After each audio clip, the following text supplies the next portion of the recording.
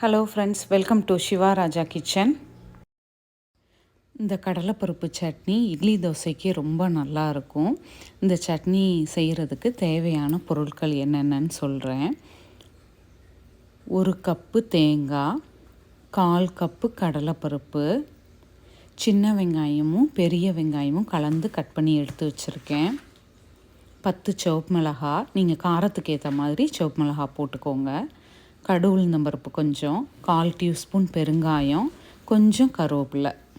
இப்போ இருப்புச்சட்டியில் ஒரே ஒரு ஸ்பூன் மட்டும் நல்லெண்ணெய் விட்டுருக்கேன். நல்லெண்ணெய் சூடான உடனே கடலைப்பருப்பை சேர்த்து வதக்க ஆரம்பிக்கணும். எண்ணெய் சூடான உடனே கடலைப்பருப்பை போடணும். கடலைப்பருப்பை 1 or 2 மினிட்ஸு நல்லா வதக்கணும். அதுக்கப்புறம் இந்த சிவப்பு மிளகாத்தலையும் அதோடு போட்டு வதக்கணும். கடலைப்பருப்பை வதக்கும்போது கடலைப்பருப்பு கருகாமல் பார்த்துக்கணும். கடலைப்பருப்பு நல்லா பொன்னிறமாக வர்ற வரைக்கும் வறுத்துக்கோங்க. இப்போ கடலைப்பருப்பு நல்லா பொன்னிறமாக வறுத்துட்டேன். அந்த வாசனையும் நல்லா வருது. இப்போ பார்த்திங்கன்னா அது நல்லா கலர் மாறினது தெரியும். கடலைப்பருப்பு நல்லா வறுபடாமல் சட்னி பண்ணோன்னா அந்த பச்சை டேஸ்ட்டு நமக்கு தெரியும்.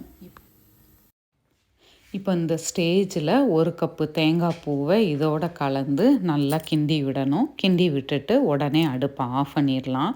அந்த ஹீட்டுலேயே அந்த தேங்காய் பூ நல்லா இதாகிரும்.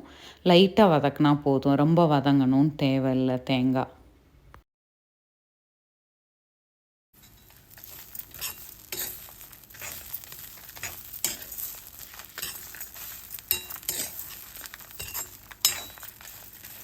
அவ்வளோதான், அடுப்பை ஆஃப் பண்ணிடலாம். ஆறினோடனே மிக்சியில் போட்டு அரைக்கணும். இப்போ இந்த சட்னிக்கு தேவையான புளி போட்டுக்கணும்.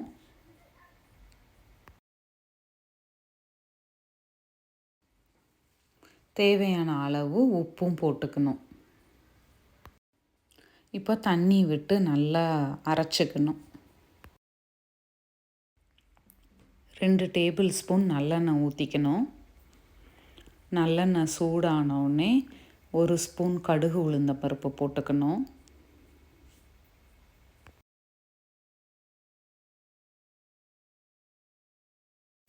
இப்போ கடுகு உளுந்தம்பருப்பு நல்லா வெடிக்க ஆரம்பிச்சிருச்சு, நல்லா செவந்துருச்சு. இப்போ நறுக்கி வச்ச வெங்காயத்தை இதோட போடணும்.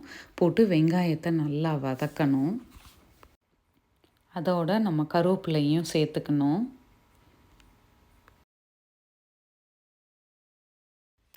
வெங்காயம் நல்லா வதங்கினதுக்கு அப்புறம் பெருங்காயத்தூள் ஒரு 1/4 ஸ்பூன்லேருந்து 1/2 ஸ்பூன் சேர்த்துக்கலாம்.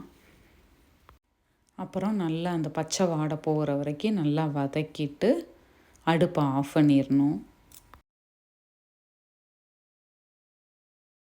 அடுப்பை ஆஃப் பண்ண உடனேயே இந்த கடலைப்பருப்பை அரைச்ச சட்னியை அதோடு ஊற்றிடணும். அந்த ஹீட்டுலேயே அதை கிண்டி விட்டால் போதும், கொதிக்க விட தேவையில்லை அந்த சட்னி.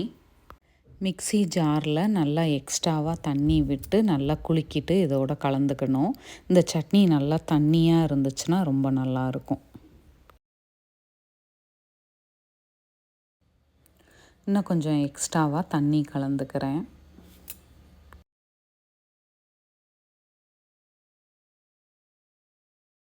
அதே மாதிரி இந்த சட்னிக்கு வெங்காயம் நிறைய போட்டாலும் ரொம்ப நல்லாயிருக்கும். இந்த அளவுக்கு நல்லா தண்ணியாக இருக்கணும் சட்னி. டேஸ்டியான கடலைப்பருப்பு சட்னி ரெடி ஆயிருச்சு.